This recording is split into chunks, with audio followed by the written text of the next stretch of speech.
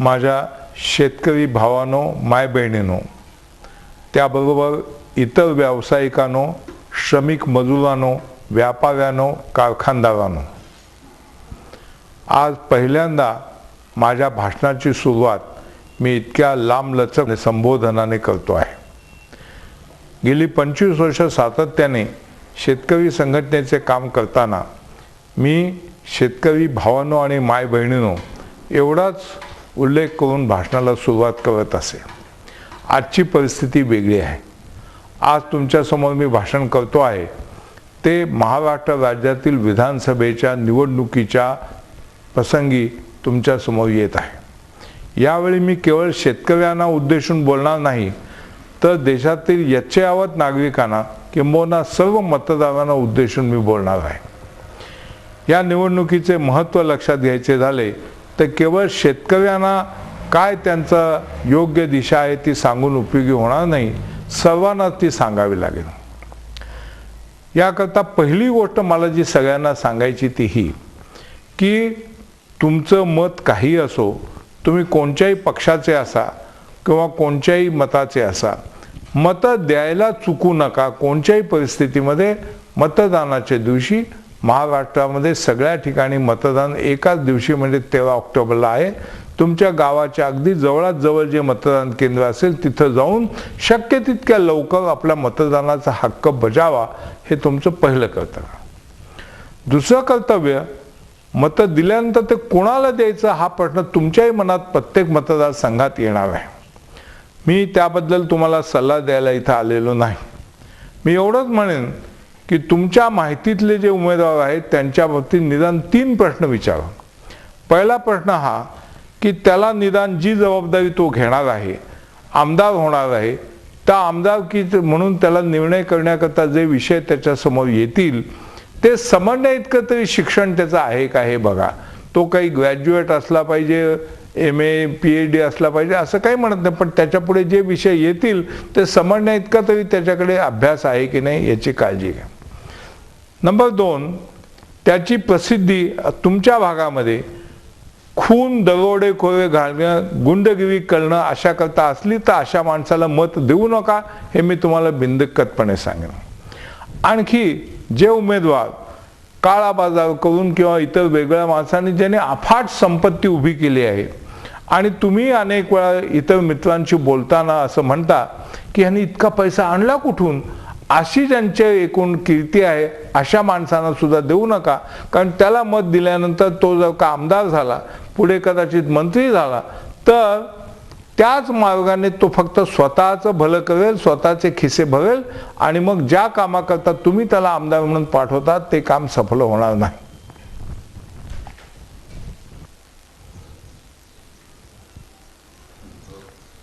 मतदानाचा हक्क बजावा, न चुकता बजावा.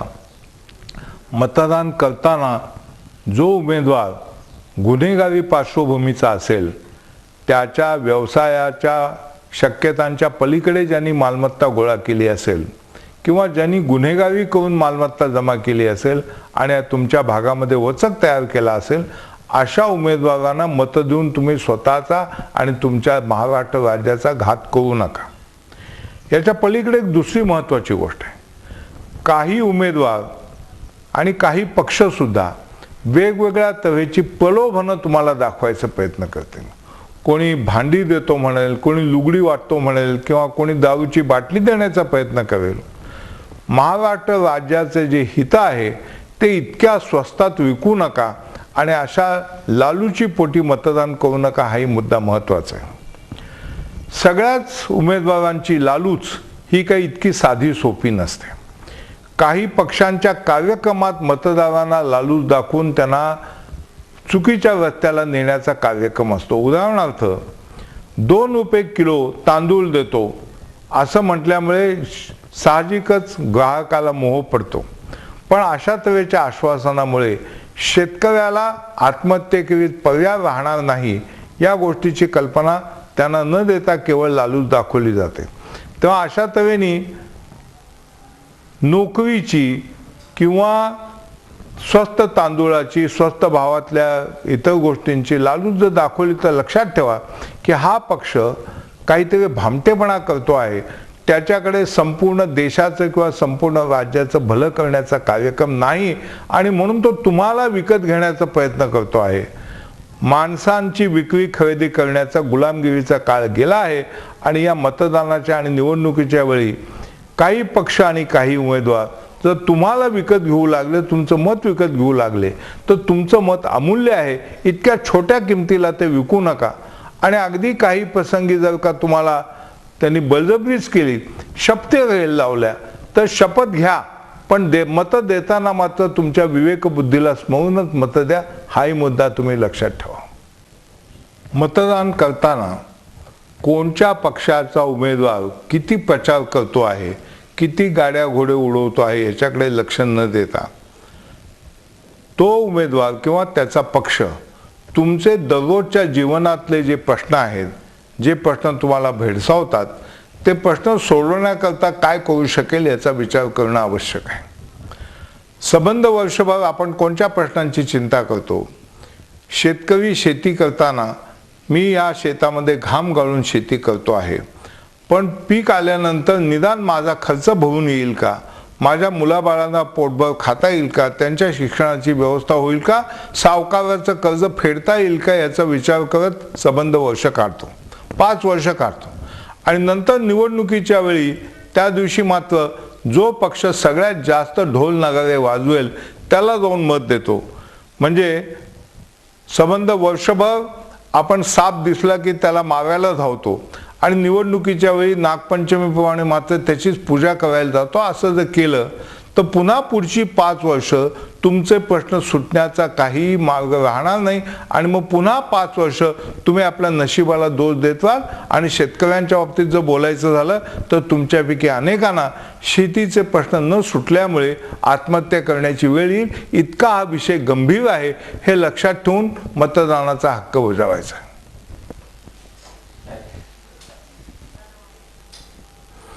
शेतकऱ्यांच्या बाबतीत जे खरे आहे तेच नोकरदारांच्या बाबतीतही खरे आहे, इतर व्यावसायिकांच्या उद्योजकांच्याही बाबतीत खरे आहे. वर्षभर आपण कोणत्या गोष्टींविषयी तक्रार करत असतो त्या तक्रारी दूर होतील असं काही पर्याय एखादा पक्ष देतो आहे का याचा विचार करायला पाहिजे.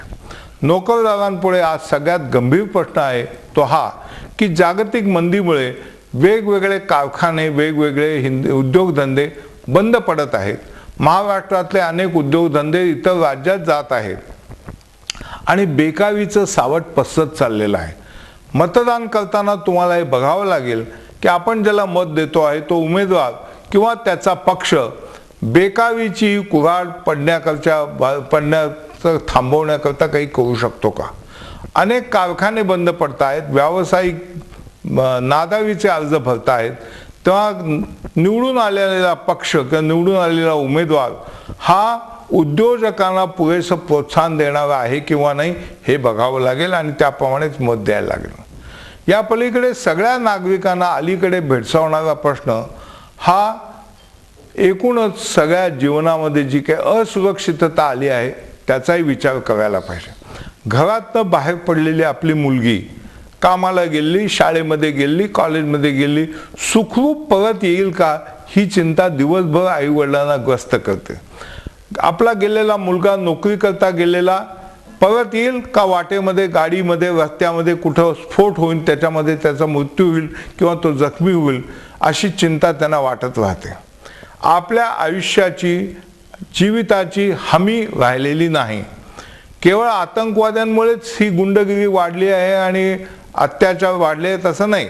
हिंसाचाराचा मूळ स्रोत जर बघायला गेला तर तो सगळीकडे जे गुंडांचं आणि भाई लोकांचं राज्य झालं आहे त्यांनी सगळीकडे अशा तऱ्हेचे भीतीचं वातावरण तयार केलं आहे आणि कायदा आणि सुव्यवस्था कोसळून पडलेली आहे. याचं प्रमुख कारण सांगायचं झालं तर जोपर्यंत व्यवस्थेमध्ये लायसन्स परमिट कोटा राज्य नव्हतं तोपर्यंत काळा बाजार नव्हता. लायसन्स परमिट कोटा राज्य आल्यानंतर काळा बाजार आला, गुंड लोक आले, भाई लोक आले आणि सामान्य माणसाला जगणं कठीण झालं. तेव्हा अशा तऱ्हेच्या ज्या व्यवस्थेमधून गुंड, भाई आणि आतंकवादी तयार होतील अशा व्यवस्थेला नक्की कोण ताब्यात ठेवू शकेल हाही विचार तुम्हाला मतदान करायच्या आधी करायला पाहिजे. महाराष्ट्र राज्याच्या निवडणुकीच्या वेळी आणखी एक गोष्ट महत्त्वाची लक्षात ठेवणं आवश्यक आहे. याच वर्षी लोकसभेच्या निवडणुका झाल्या आणि 2009 सालच्या निवडणुकीमध्ये काँग्रेस पक्षाला चांगल्यापैकी बहुमत मिळालं आणि त्यामुळे काँग्रेस पक्षाचे उमेदवार आणि काँग्रेस पक्षाचे नेते सगळीकडे असा प्रचार करत आहेत की यापुढे आता यावत चंद दिवा करो फक्त काँग्रेसचंच राज्य राहणार आहे. काँग्रेस खेरीज इतर कोणत्याही पक्षाचं राज्य आलं तर त्यांना राज्य चालवता येत नाही. याशिवाय ज्यांचं राज्य दिल्लीत आहे त्यांचंच राज्य महाराष्ट्रातही जर आलं तर महाराष्ट्राच्या योजना महाराष्ट्राचे प्रकल्प मंजूर करून घेणं आणि त्याच्या संबंधी निधी मिळवणं हे जास्त सोपं होतं. तेव्हा दिल्लीत आमचं राज्य आहे म्हणून आम्हाला महाराष्ट्रात राज्य द्या असाही प्रचार होतो आहे. याच्याबद्दल सत्य परिस्थिती अशी आहे की 2009 सालच्या निवडणुकीमध्ये काँग्रेस पक्षाला 204 जागा मिळाल्या ही गोष्ट खरी आहे. लोकांनी त्यांना निवडून दिलं. ते कशाकरता निवडून दिलं तर सगळ्या जगावर मंदीचं सावट येतं आहे. देशातलेही कारखाने बंद पडते आहेत. आतंकवाद्यांचे हल्ले सगळीकडे होत आहेत. मुंबईमध्ये 26 नोव्हेंबरला जो हल्ला झाला त्यांनी सगळे लोक हादरले आणि अशा परिस्थितीमध्ये काही धाडसी कार्यक्रम सांगणाऱ्या पक्षापेक्षा शांत बुद्धीचे काही खानदानी परंपरा असलेले लोक जर का राज्यावर आले तर ते राज्य जास्त शांतपणे चालवतील आणि आपल्याला आपलं नेहमीचं सामान्य आयुष्य शांतपणे जगता येईल. या भावनेने लोकांनी काँग्रेसला मतं दिली ही खरी आहे. पण 204 मतं मिळाली म्हणजे 204 जागा मिळाल्या म्हणजे काही जग जिंकलं असं नाही. इंदिरा गांधींच्या हत्येनंतर राजीव गांधींच्या नेतृत्वाखाली याच पक्षाला दुप्पट म्हणजे 408 जागा मिळाल्या होत्या. पण 408 जागा मिळाल्यानंतर काँग्रेसने ते बहुमत 5 वर्षाच्या आत घालवलं. शहाबानो प्रकरणी अल्पसंख्याकांना खुश करण्याकरता त्यांनी घेतलेले निर्णय आणि काही कारणाकरता बोफोर्स प्रकरणी लाचलुचपतीचा जो काही प्रकार घडला त्यामुळे 5च वर्षात काँग्रेस अल्पमतात आली. आजच्या 204 मतांचंही असेच वाचलात लागणं कठीण नाही. डॉक्टर मनमोहन सिंग जोपर्यंत पंतप्रधान आहेत तोपर्यंत बोफोर्स सारखं भ्रष्टाचाराचं प्रकरण होईल असं मला वाटत नाही. पण ज्या तऱ्हेने अल्पसंख्याकांच्या तुष्टीकरणाचा कार्यक्रम हा आम आदमीच्या नावाखाली किंवा अंतर्भाव करणारी अर्थव्यवस्था या नावाखाली केले जाते ते पाहता शहाबानो प्रकरणापेक्षा सुद्धा जास्त मोठी चूक लांगुल चालनाच्या धोरणामुळे होईल असं स्पष्ट दिसतंय. अलीकडे पंतप्रधान डॉक्टर मनमोहन सिंग यांनी इजिप्तमधल्या शर्म अल शेख येथे पाकिस्तान बरोबर जे निवेदन केलं आणि त्या निवेदनामध्ये ज्या तऱ्हेने बलुचिस्तानचा उल्लेख आला तो पाहिला तर अल्पसंख्याकांना संतुष्ट करण्याकरता सध्याचे राज्यकर्ते कोणत्या थव्याला जातील ते सांगता येत नाही. तेव्हा काँग्रेस दिल्लीत आली म्हणजे महाराष्ट्रात येणं आवश्यक आहे हे खरं नाही. ती दिल्लीत तरी किती काळ टिकणार आहे हा त्याहून महत्त्वाचा मुद्दा आहे. या पलीकडे काही निर्णय घेताना आपण प्रत्यक्ष कार्यक्रम पाहून निर्णय घ्यायला पाहिजे. वेगवेगळ्या पक्षांच्या जाहीरनाम्यामध्ये जे कार्यक्रम दिले आहेत त्यांचं विश्लेषण करायच्या आधी आणखी एका महत्त्वाच्या मुद्द्याचा मला उल्लेख करायचा आहे. यंदाचं वर्ष हे महाराष्ट्राच्या स्थापनेचं 50वे वर्ष आहे.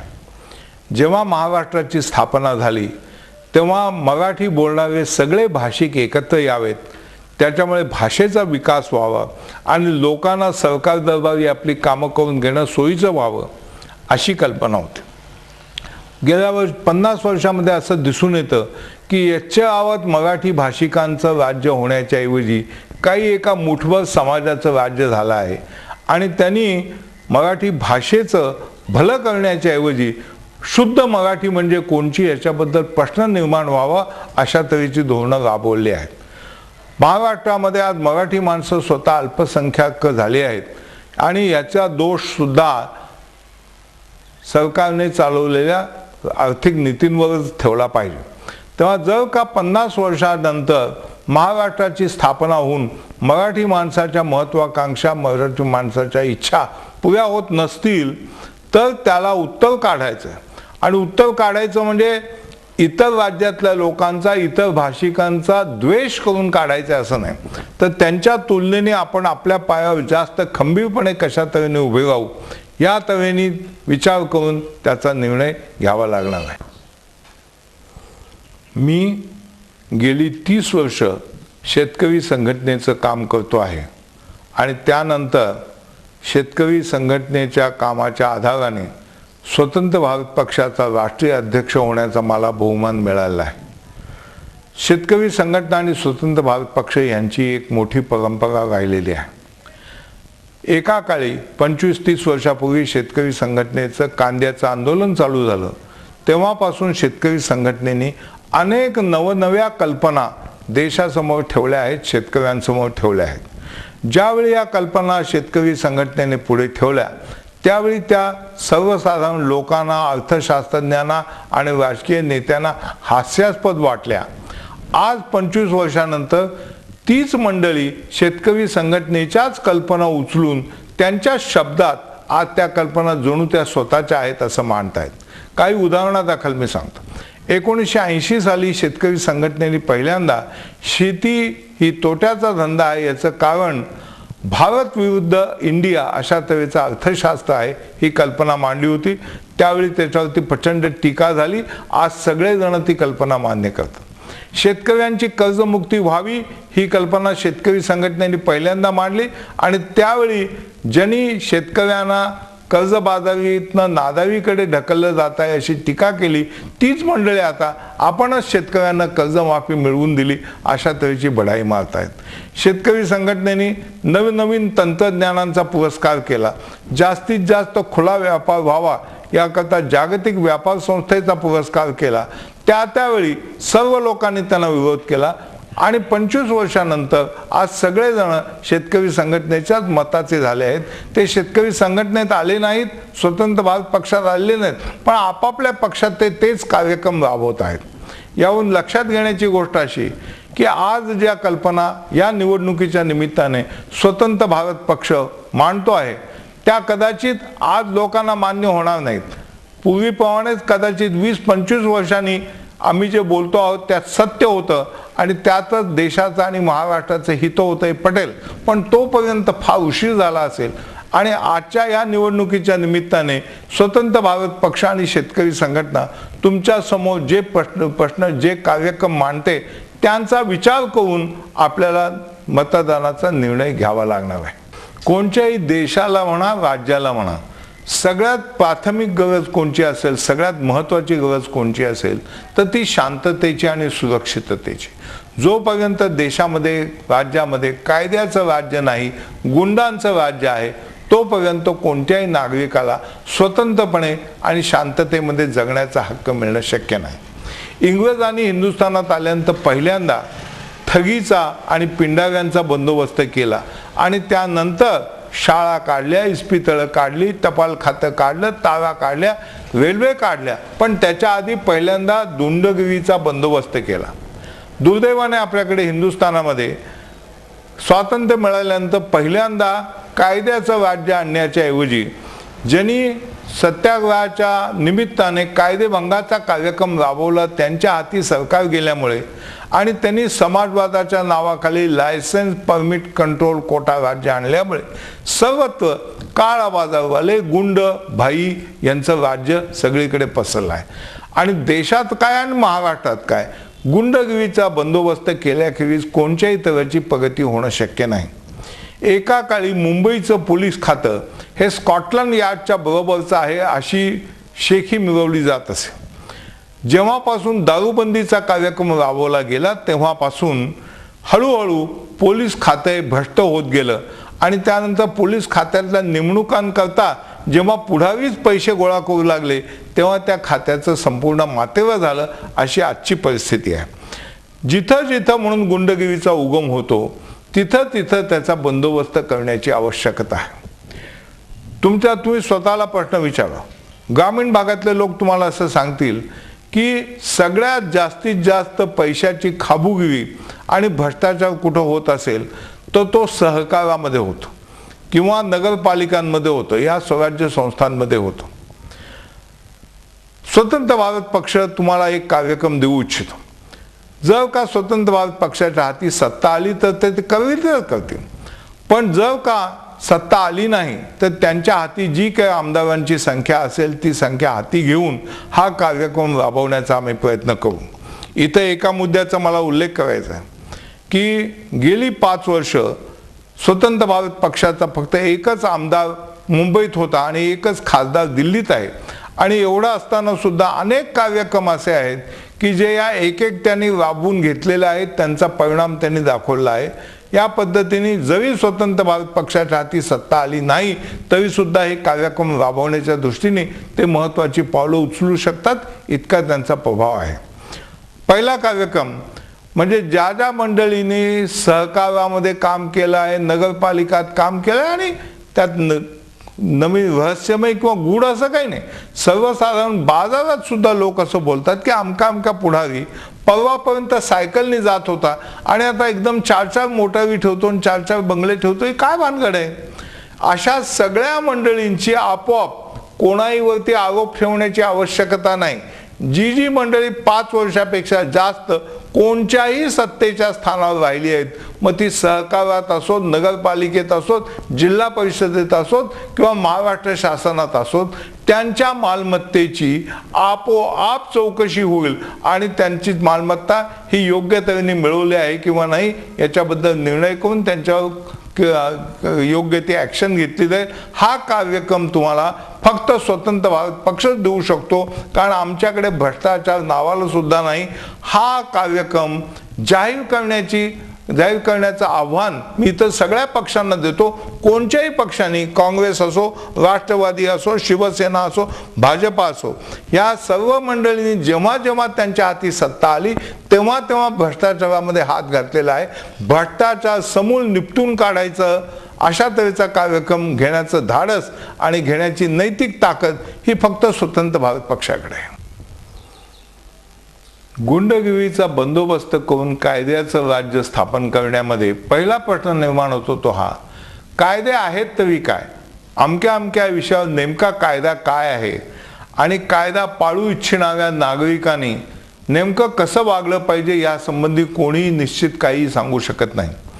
एखाद्या विषयावरती कायदा काय आहे हे समजण्याकरता तुम्ही जर का एखाद्या कायदे पंडिताकडे गेला तर तो सुद्धा 1-2 तास आपली पुस्तकं काढून त्या पुस्तकामधला कायदा वाचून किंवा निदान त्या विषयावरती पूर्वीच्या वेगवेगळ्या कोर्टांनी काय निर्णय दिले आहे ते पाहिल्याखेरीज कायदा काय आहे हे सांगू शकत नाही. गमतीची गोष्ट अशी की कायद्यामध्ये गृहीत तत्व असं आहे की कोणत्याही नागरिकाला सगळे कायदे माहीत आहेत. कायद्याचं अज्ञान हे कायदा मोडण्याची सबब होऊ शकत नाही, हे कायद्याचे गृहीत तत्व आहे. पण कायदा काय आहे हे कुणालाच माहीत नाही. अशा परिस्थितीमध्ये कायद्याचं जंगल माजलं आहे. त्या अनावश्यक कायदे काढून टाकावे आणि सरकारने जे कमीत कमी काम करायला पाहिजे, जे आवश्यक आहे, विशेषतः देशाच्या आणि नागरिकांच्या संरक्षणाचं, ते काम त्यांनी चोख बजावायला सुरुवात केली, मग त्यांना आवश्यक तर इतर कामं सरकारला देता येतील. पण जोपर्यंत सुरक्षा आणि शांतता निर्माण झाली नाही तोपर्यंत सरकारची सगळी कामं काढून टाकण्याचा स्वतंत्र भारत पक्ष हे नागरिकांना आणि मतदारांना आश्वासन देते. स्वातंत्र्याच्या पूर्वी इंग्रजांचं राज्य होतं तेव्हा सुद्धा सरकार किंवा सरकारी नोकर हे जनतेचे सेवक आहेत अशी भावना होती. निदान कागदोपत्री तरी दिल्लीचा व्हाईसरॉय सुद्धा सर्वसामान्य नागरिकांना पत्र लिहिताना सुद्धा खाली आपला आज्ञाधारक सेवक असं म्हणून सही करत असे. स्वातंत्र्यानंतर ही कल्पना गेली आणि राज्यकर्ते हे जणू मालक आहेत, संस्थानिकांपेक्षा जास्त अवयवाने वागणं सुरू झालं. अशा परिस्थितीमध्ये या शासनाचा खर्च किती असावा, आपल्या सेवकांनी आपली जरी तो सेवा करत असला तरी खर्च किती करावा. तुम्हाला आश्चर्य वाटेल पण आज शासनाचा, महाराष्ट्र शासनाचा खर्च एकूण ते जी कामं करतात त्याच्यापैकी 80% खर्च हा शासनावरती होतो. म्हणजे शेतकऱ्यांना समजेल अशा भाषेत सांगायचं झालं तर तुम्ही मोठेमधनं पाणी काढलं आणि कालव्यामध्ये सोडलं, पाटामध्ये सोडलं, आणि जर का 80% पाणी हे पिकाला जायच्या ऐवजी जर का जमीनच खात असेल तर तुम्ही अशा तऱ्हेची पाईपलाईन किंवा अशा तऱ्हेची पाटबंधारे ठेवणार नाही. पण 80% महाराष्ट्र शासन त्यांच्या प्रशासकीय व्यवस्थेवर खर्च करतं. स्वतंत्र भारत पक्ष इथं आश्वासन देतोय की हा खर्च वजा करून 80 पासून 18% कमी केला जाईल. 18% हा आकडा ठरवताना संयुक्त राष्ट्र संघाने वेगवेगळ्या देशांमध्ये जे अभ्यास केले आहेत आणि अनावश्यक कामं सरकारकडनं काढून घेतली, म्हणजे सरकारच्या यंत्रणेची आणि कायद्यांची छाटणी झाल्यानंतर अगदी अपरिहार्यपणे जी कामं करायला पाहिजेत तेवढ्यापुरती शासकीय यंत्रणा ठेवली तर 18 ते 20% प्रशासन चालू शकतं. हा अभ्यास झालेला आहे आणि त्याच्या आधाराने स्वतंत्र भारत पक्ष हा शासकीय खर्च 18% कमी करून दाखवण्याचं आश्वासन देतो आहे. गुंडगिरीचा बंदोबस्त करताना अलीकडे मुंबईवर झालेल्या हल्ल्यानंतर सर्वसामान्य नागरिकांच्या मनामध्ये प्रश्न निर्माण झाले आहेत. मी खासदार असताना 26/11च्या हल्ल्यानंतर माझ्याकडे अक्षरशः हजारो पत्रे आली आणि त्या सगळ्या पत्रांमध्ये नागरिकांची सर्वसाधारण प्रतिक्रिया जी होती ती ह्याचा सूड उगवण्याकरता आपण पाकिस्तानला धडा शिकवला पाहिजे अशी होती. पाकिस्तानकडे ॲटम बॉम्ब आहे, आपल्याकडे ॲटम बॉम्ब आहे, अशा परिस्थितीमध्ये युद्ध हा काही पर्याय होऊ शकत नाही, ही गोष्ट खरी आहे. पण म्हणून धड चौकशी करू नये किंवा जी काही चौकशी व्हायची आहे ती पाकिस्ताननीच करायची आहे किंवा अमेरिकेने करायची आहे. आणि मध्यंतरीच्या काळामध्ये जे हाती दहशतवादी सापडले आहेत ते कैदेमध्ये बसल्या बसल्या आपल्याला दररोज अमुक खाणं मिळालं पाहिजे, अमुक वाचायला मिळालं पाहिजे, अमुक टेलिव्हिजनचा कार्यक्रम पाहायला मिळाला पाहिजे, अशा तऱ्हेच्या मागण्या करत बसतात. याच्या बाबतीत स्वतंत्र भारत पक्षाने घेतलेली भूमिका अगदी स्पष्ट आहे. जो मनुष्य प्रस्थापित सरकारविरुद्ध हत्यार उचलेल तो हत्यार न उचलता त्याचं म्हणणं मांडत असेल तर ते मांडण्याचा त्याला अधिकार आहे. पण हत्यार त्यांनी उचललं आणि निरपराध नागरिकांची त्याने हत्या केली असेल तर त्याला कोणतेही मानवी हक्क राहत नाहीत. त्याने हातात हत्यार घेतल्यानंतर त्याला फक्त संरक्षण मिळू शकतं. ते जिनेवामध्ये 60 वर्षापूर्वी युद्ध कैद्यांसंबंधी जो करार झाला त्या कराराप्रमाणे युद्ध कैद्यांप्रमाणे त्यांना वागवण्याचाच फक्त हक्क मिळतो. तेव्हा कायदा आणि सुव्यवस्था राखण्याकरता, दहशतवादाला आटोक्यात आणण्याकरता साधी गोष्ट याच्याकरता चौकशी करण्याकरता पोलीस